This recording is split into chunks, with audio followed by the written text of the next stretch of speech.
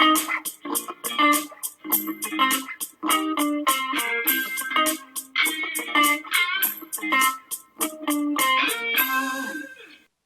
and welcome to the Keep Learning podcast. My name is Alicja Syska. And I'm Matthew Mesley. And today we have here with us a special guest. She knows about learning spaces. She runs half marathon races. She teaches, she crochets, she's writing a doctorate, she's fun, never cross, but most of all, she's our boss. A warm welcome to Christie Pritchard. Hello, thanks for having me. What an introduction.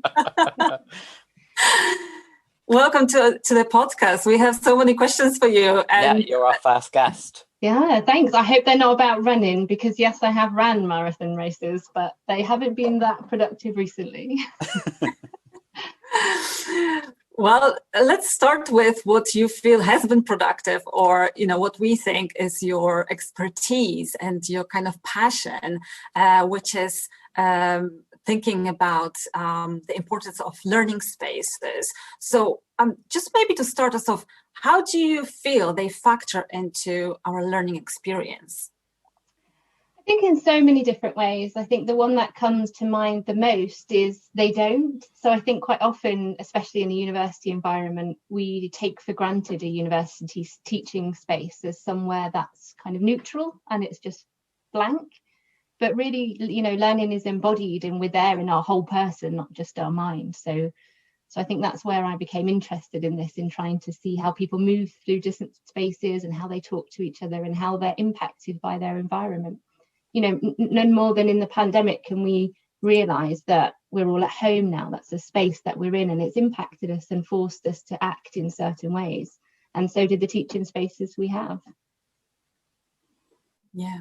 So to some extent, can you still have a learning space at home then, do you think? Yeah, I don't think learning spaces are divorced from the people and the practices of learning. So, we're learning online at the minute. That's a learning space in the sense of the widest, I suppose, understanding of what space means. And for me, it's the connection of people, the connection of knowledge and experiences, and bringing our whole selves to it. So yeah, space and kind of physical, I think we can separate slightly. Mm. So how do spaces help us learn then? Or maybe hinder or provide a barrier to learning? So I think if you think of a traditional academic space, it potentially is a barrier in the sense of it's an academic or a student alone in their own mind at a computer or with a notepad. And I think the way that we learn and the way that we think and progress and change our ideas is in conversation with others who have different sets of knowledges and beliefs. And so that lonely, isolated desk space perhaps isn't the space where most learning takes place. Mm. And that's the fascinating part of learning, isn't it? That we learn when we don't even realize that we're learning. Because in fact, we are learning all the time. It's just that maybe we don't interrogate it. So maybe, we are learning when we're watching Netflix series. Yeah, we're learning something when we're engaging in sports. We're learning something when we are exposed to conversations.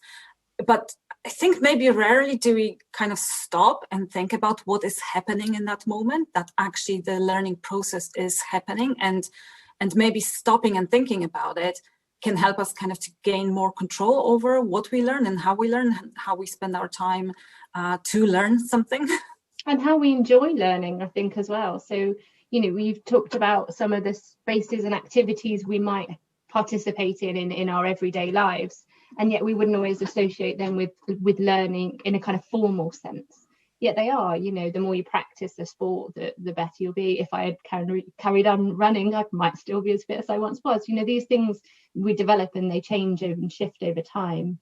So, I think we, as a university, talk about learning in kind of concrete blocks of perhaps knowledge or ways of knowing or ways of being. But lifelong learning is, I suppose, the way of going from one year in your life to another one. It's just space and time, it's changed. So it impacts all of how you think and your identity, really. Yeah. Yeah, I was just wondering, do you think the emphasis is often on independent learning rather than collaborative learning as well? Yeah, and I don't necessarily think that's wrong. So we do, we do individualized society anyway, but we talk about individual learning. But I don't think that means you should learn alone, or you do learn alone. I think how I see the benefits of lifelong learning, and the reason I love learning, is because it develops over time. But that's in me, not just because of me. So we talk about independent learning doesn't mean you have to be alone, I think. So hold on. So what do you think about this whole notion of 10,000 hours that are required to learn something? It started, I think actually it originated with a scientist, forgot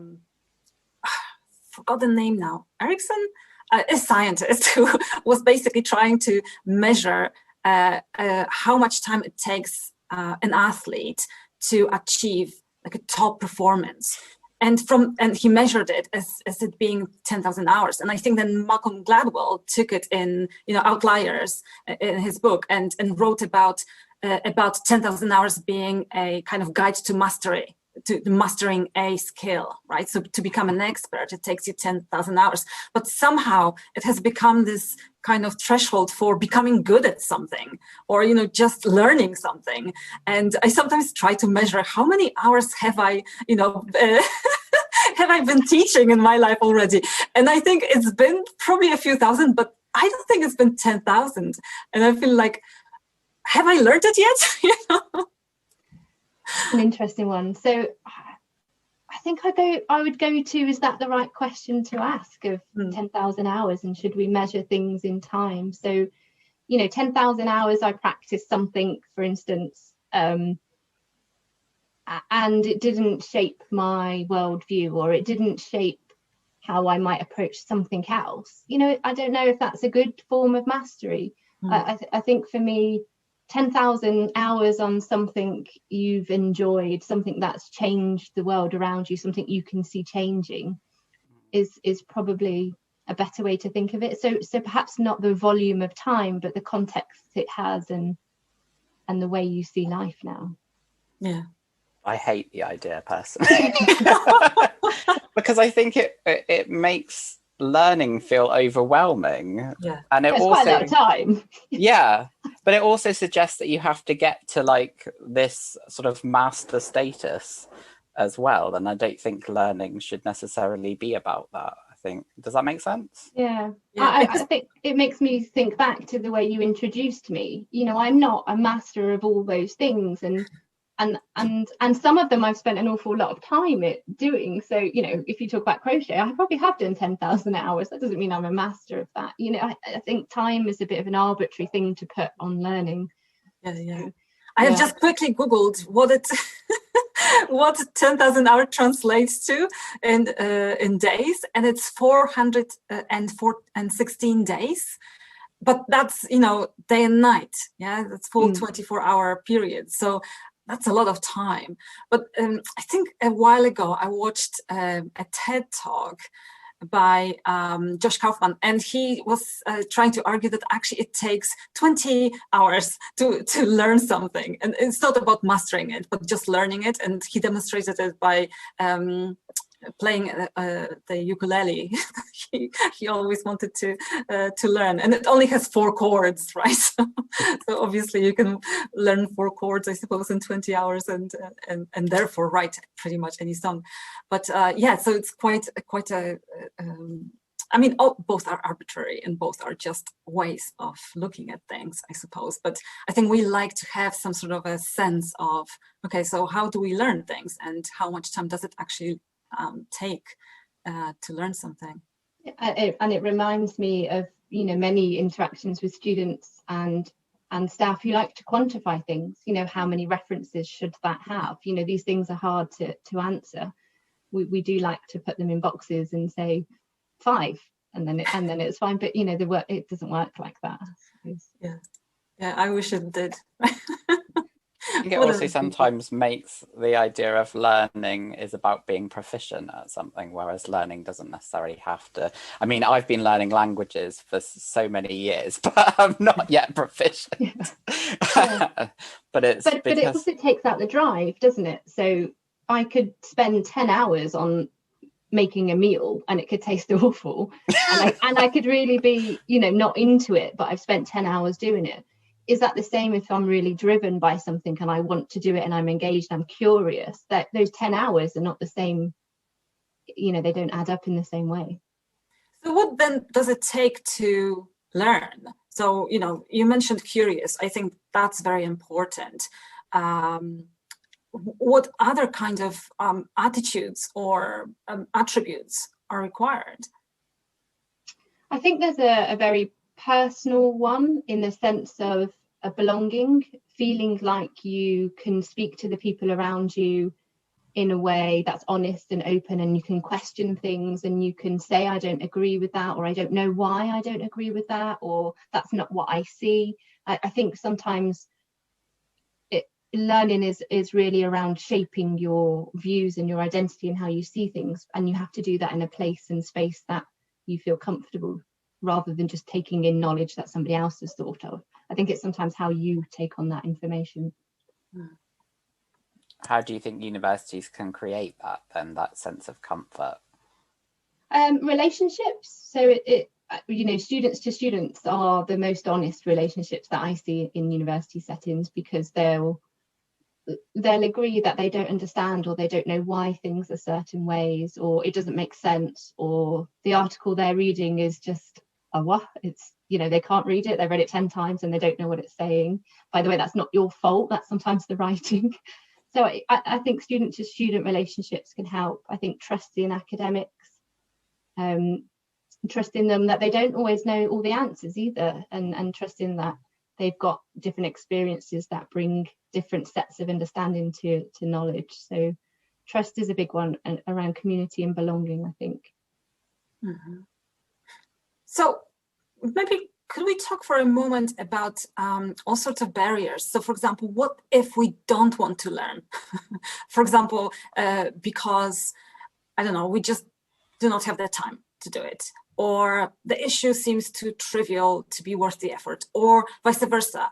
It seems too hard and almost out of reach. We kind of fear that we will not be able to learn, and therefore we will kind of appear to be foolish. How do we, overcome that kind of feeling? You make me think of some of the reading I've been doing around imposter syndrome, and Matthew, I know you've looked at this more. So I've read lots of things around why imposter syndrome's a thing, and then others around why it's not at all and we should just ignore it. So I think a lot of what you're trying to get to is, if we're not interested in something, why? Questioning and reflecting on why you're not interested in it. Is it just because it's not there's no frame of reference in your life it relates to, and you can't see why it's worth looking at? Or the second thing you said was around, potentially not putting all your energy and effort into it for a kind of fear of not being able to do it. So they're two different things. I think actually in university we do just study some subjects that are not interesting to us, and that's okay. Most students finish university and they will agree as a group that module was boring, that module was dull. We know that. But if it's around whether or not you don't think you can do it, I think that's something you can do something about. I think you can change the way you view it. I think sometimes you just have to study the boring things. But if it's about you stopping yourself, you can think and reflect on why that might be. And hopefully that's a message that's also being disseminated to you as well by your lecturers. If you're feeling like that you can't learn something, hopefully that it's not just coming from you, I suppose, is another thing. Yeah, and I don't think that stops. We're talking about university education, but I think that's throughout life. Some people will find elements that they're not willing to do, or not willing to learn generally, whether it's a course, like an official course or not, or just, an example is DIY. Some people might not be willing to give it a go, or they don't want to, they have no interest in it, they don't need to do it. Yeah, and I think this is what happens, that we actually, when there is a barrier, when there is some sort of an obstacle, we have a choice in terms of how we respond to it. Yeah, we sometimes maybe ignore it and hope that, you know, we will never have to learn this thing. Yeah, and just kind of push it aside. Or we can kind of look at it and reinterpret it as something we do understand already, and therefore we don't have to learn it. Yeah, or maybe we can just touch on it, learn just a little bit, and feel like, you know, we can cope with just limited knowledge. Or we can go at it, you can go for it and actually learn properly and with a depth of understanding. And I think we constantly make these choices depending on what is of value to us as learners. Yeah, I agree. And I think when you've reached that moment where you're going to, you know, take it and really think about it, it can sometimes be because it relates to other things you've learned, and you can see connections, and then you can be more motivated really to start learning. Yeah. I mean, and often you have to be strategic though about what you learn, don't you, when you're doing a degree, because you don't have the time necessarily, you know, the luxury to sort of look at it as something as in much depth, I suppose. Yeah, 10,000 hours. Yeah. Not always available in between deadlines. No, not at all. But I'm really, really intrigued by, you know, this emotional element of learning, that, you know, because there is, you know, I mentioned obstacles and barriers, etc., but there is this emotional element where we are starting to learn something, but we resist it. Yeah, and how to overcome that emotional element and actually look at it from a more, maybe not necessarily scientific perspective, but more kind of utilitarian even, or that element of curiosity, and leave that emotional, especially negative emotions, behind. It's interesting. I think I'd lean towards the other, so not leave them behind, but interrogate them. So, you know, if there's a really strong emotion to a topic or a subject or something you're trying to learn, whether that's, you know, hate for it or real joy in it, I think try and lean into what that emotion is and understand why. So if a topic comes up and you really just think, I absolutely hate this, why is that? You know, what about your past experiences and who you are and what you believe and value have made you believe that this is a hateful topic? And then start interrogating that from other people's perspectives and try and see different views from it. I think you can, like, not ignore the hate, but harness the hate. Hate's a good driver. I say, writing up my doctorate, I hate doing it. So it's a good driver to finish things. Yeah. I actually love what you just said, because it reminds me of the concept of enlightenment. Yeah, right.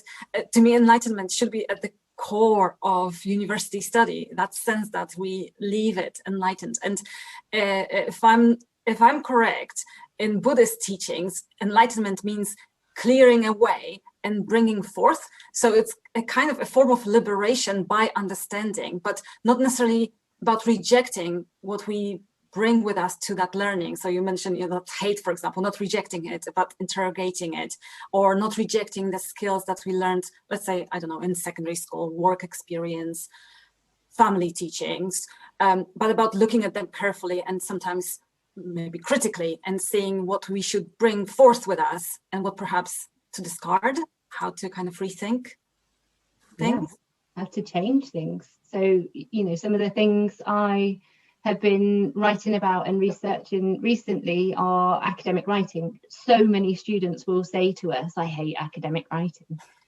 And, you know, I get it. It's most people don't find it that fun. It's you know, framed in a way where you have to do this, you have to do this, you have to move away from the way you naturally speak.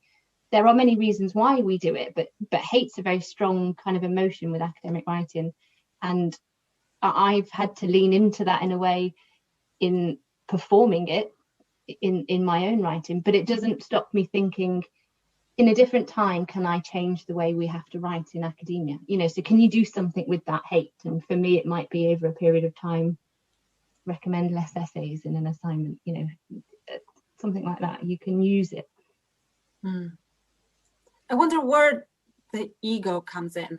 So how we feel about ourselves. Yeah, because I think the process of learning is often the process of discovering that we're wrong about something, yeah, and we have to start thinking about it differently.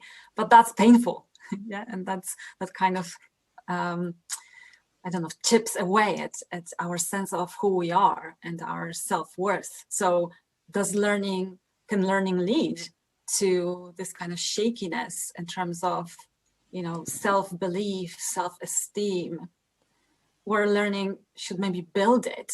So there's this tension here. Don't do a PhD. Absolutely. I think the more I know about the topic I'm interested in, the less I understand and the less I know. And I think that's partly the approach I have, which is being someone who's curious, being someone who likes to know other people's opinions on matters, makes it really confusing, because I can read a paper that argues one thing, read another paper that argues something else, and be like, I have to make sense of these. They're both really convincing. And so I think ego, it does. I think when you get to the moment when you think I'm absolutely right on this in academia, that's quite dangerous. I think the point of everything we do in a university is to question things from different perspectives. And when you're right, you've made up a mind and you're not willing to kind of change or learn anymore. Although sometimes I suppose that's rewarded more than that other kind of thinking. Yeah, no, I think you're right. But I have a beautiful phrase here, which comes from Adam Wright. He wrote this book. I still haven't read it because it's still expensive. I'm waiting for it to go down in price. But it's called Think Again.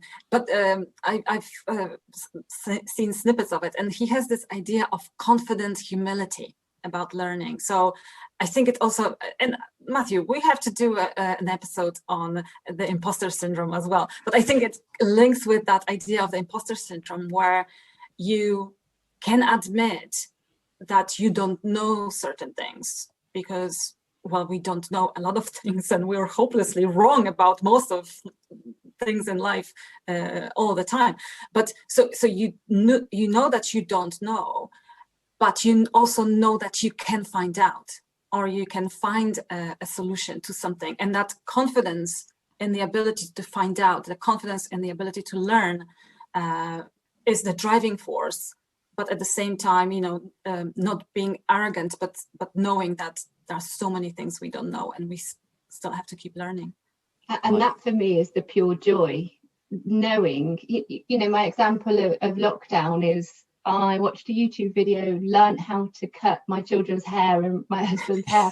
Yeah, but for me, it's something he will always comment on, that I can watch something or read something and then give it a go and try. But that's the really empowering thing about learning how to learn, and knowing how you can best approach something and take it on board, try a new skill, or think about something in a different way.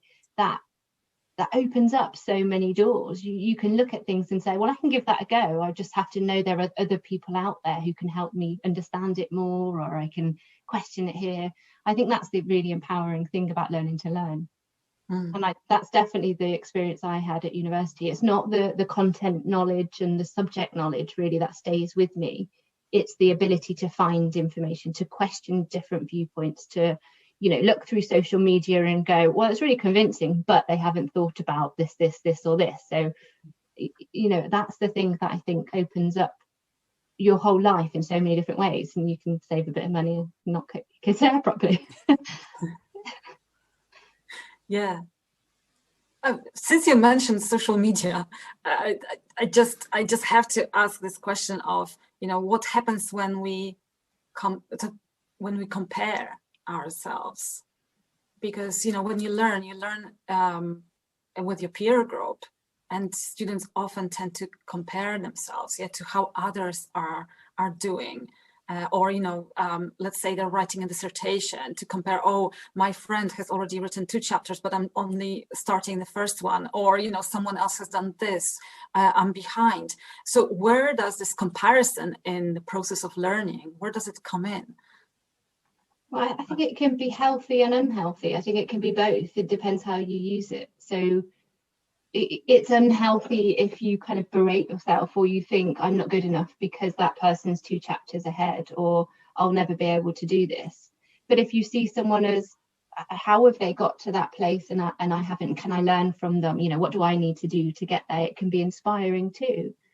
So you know, that first kind of moment of stepping into higher education, and you have Professor X come out and talk, and you look and you go, wow, they're like a world away from where I am. You know, that's a whole journey. And if you look at it as one, you can say, I'll never get there. But if you look at it as step by step by step, how has that happened? I think it can be inspiring. So I think it's both. They both play out. And I think it also, what something appears to be isn't necessarily the case.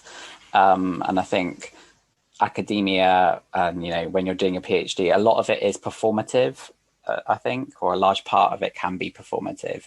And, you know, sometimes it's about acting confident or like, you know, or I remember one of the first things that a lecturer told me after I gave my first lecture was, you did well, but try and be more, like, try to act it more, you know, try to sort of perform to your crowd, to the crowd. And that really helped me, I think. But it's about sort of like projecting an image to some extent, I think. I don't know what you think about that. Yeah, and I think when you talk about, you know, academics or teaching staff acting it more, you know, not necessarily in a kind of forced way. This isn't Netflix, and you know, but what the acting can do is make it interesting and make students kind of drawn in and question things and be kind of mindfully there. Yeah, because when you're acting that role, you're more convincing as well. Yeah, and people tend to trust you more, and therefore get drawn into that more. But that can be a barrier if you go back to what we said about ego, and if you think you're right. If we present information or knowledge as this is the way it is, you know, that can be a barrier, because as a student you don't always question things. Then it's just, this is a universal truth. And I think going back to this idea of comparing yourself, I loved what you said about, you know, people are on a different journey, and maybe coming back to that journey and acknowledging that we are on a journey. And how about we compare ourselves to where we were, you know, last year or 5 years ago, or even a month ago, compared to where we are now, rather than comparing across different journeys. That could be a more, because I think every time you compare yourselves to others, it leaves you miserable. I mean, there's no way you can feel good after this kind of exercise. But looking at your own journey and staying with yourself and seeing, you know, oh yes, I have made progress. Maybe it would be less kind of less positive if you discovered, I have actually fallen behind in terms of how I used to be. But then you can still spin that in a positive way if you've fallen behind, you know, like I said, around the more I read, the more I don't understand things. That sounds like a negative thing, but you can see it as a positive as well. And that might be the same for a dissertation student who's reading all this literature and now thinks they know less than they did before they started, you know. So, but yeah, you're right. I think owning your own kind of learning and owning where you get to over time, that's more productive, I think, in a way, than comparing to somebody else who may have different experiences, you know, different backgrounds, different pressures, and like Matthew says, may not be as perfect as they seem on the outside. You know, everybody's got their own plate, as we say. I think it's about recognizing the hurdles as well, isn't it, that you've had to sort of to, you know, take to overcome, but also celebrating the successes as well. And I think sometimes we forget that to do that. Indeed. But you know, we could be having this conversation for a very long time, because there are so many themes that we just touched upon. But there's one more thing I feel really compelled to ask and kind of put it out there. So Matthew, you mentioned success, but what about failure? So what about when we keep learning something and it's just not getting in, it's just not happening? When is the time to quit? is there a time to quit? Or do we have to, is this kind of grit or quit, right? Do we have to stay resilient and persevere and just kind of keep going at something? Or, how do we quit it in a way that doesn't damage us in a way? That's a difficult question. I suppose I would first start off with like where you're getting that sense of that you're failing at something. Is that a fair thing to sort of label yourself, or and I'd hope that wasn't coming from your lecturers, and presumably it's not, but yeah, I think it's about thinking about changing that mindset, perhaps, not thinking about it in terms of failing or but that is a process, I suppose, to get to that. What point do you want to get to? How can you get to it? Are there steps that you can take to get closer, I suppose? I don't know what. Yeah, and I think maybe also is that point where you're trying to get, are you on the right path? Because I do think we don't talk enough in higher education about, quitting as a form of bravery in a sense. So at the minute we know 50% of postgraduates have interrupted or they're pausing their studies because it's so hard to carry on at the minute. And that shouldn't be something that's seen as a negative necessarily. Is it a better thing for them to say, now is not the right time and place for this, for me? So I think asking the question of, am I still doing this for the right reason? Do I still want to do this? Is okay. And I think it should be welcomed. Yeah, I don't want to make it too dramatic, like quitting studies altogether. Okay. Although, maybe it shows my mindset. But I think these kinds of really serious decisions about quitting something, that has been a huge part of your life, is really, really difficult. And it can happen in a positive way if we can still hold on to our values. Yeah. So let's say, you have your values and you are confident that you can put them into somewhere else, kind of shift your focus, but still retain those values and pursue something that's, so let's say education is your value, you can still pursue education in a different way, etc. But if you were learning to play the piano and you're absolutely atrocious at it here, yeah.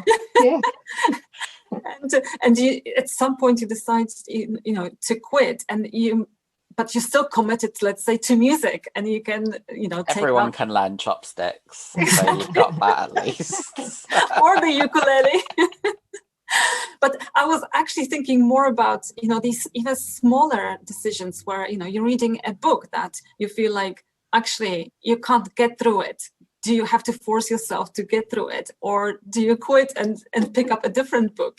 These kinds of smaller, less consequential decisions in life.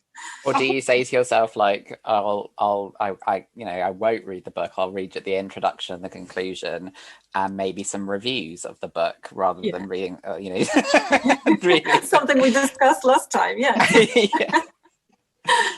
But again, you're not compromising the values then. You still are, you're not just quitting. You're being strategic, aren't you? Yeah, you're not just putting it aside and quitting, but actually you're just kind of transforming it into a different type of experience. So transformation, learning is transformational. You were going to say something, Christie. I butted in, sorry. No, I was just thinking about books and reading books, and I have usually been the one that struggles to the end, and I'm like, why am I reading this? I don't enjoy it. And I'm talking novels, so they're supposed to be entertainment or fun, and for a long time I would read through them, and I haven't read a novel in a while since I've been reading journal articles. But I'm just wondering if I do that now, and I think I wouldn't. I think I would choose that life is too short to read the rest of that book.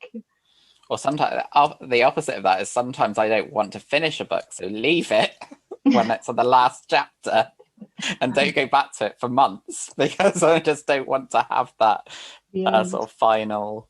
Yeah. That moment when you close the book and you look up and you're like, how is nobody in the world impacted like I am? Exactly. Wow. So what could we do? Do we have a nice object today as well? We do have an object. Do you all have objects? Yeah. No, it's just you. Yeah. Just a second. I have a. Can you guess? No. I'm intrigued. This is one Okay. word. So for those of you who are listening to us and not watching it, it's a bottle of Plymouth gin. Is it Filled an with empty bottle? Or... no, filled with sea glass. Oh. So yeah. So and I was thinking about, you know, this. The topic was the love of learning, and space is interesting for me, but as is place. So the location, you know, Plymouth Gin, this represents all the walks on beaches and the moments where we don't stop learning, really, because we take it through whatever we're doing in life. So it's a situated whole life object. Kind of where I was going with that. So it's these. And I had to drink the gin to get the bottle. So it's these kind of little, tiny little bits of knowledge that we acquire as we do anything, I suppose. Yeah. It's nearly full. Do you think that's a good sign? It's there. What's a good sign? I didn't hear. It's nearly full. Yes. What happens next? Oh, yeah. Oh, Well, you know, there's no end goal in learning, right? The end goal is actually to keep learning, and to find joy in the process. And every increment of growth is growth, and every bit of new knowledge is knowledge. So keep learning, as we say. So is there some sort of a gem that we can leave this podcast with? Let's leave that to Christie, I think. Oh, that's no pressure. I guess harness the opportunity. So learning is hard and it's challenging, and it makes you question what you believe. It makes you question your values. It makes you question the people in your family who may not have learned in the same way as you, and you're more disconnected from them perhaps at times, but that comes back. And I think learning is an opportunity that will never go away. It will always be with you. So make the most of figuring out how you learn and use that time at university to do it. So become a learning junkie. Yeah. Thank you so much. That was fun. That was a good conversation. Thank you for your time. Welcome. Thanks for having me. And thank you all for watching or listening. If you're listening on iTunes, you can subscribe both to the podcast, both on iTunes and on YouTube. And don't forget, keep learning. Keep learning. Until next time. Bye-bye.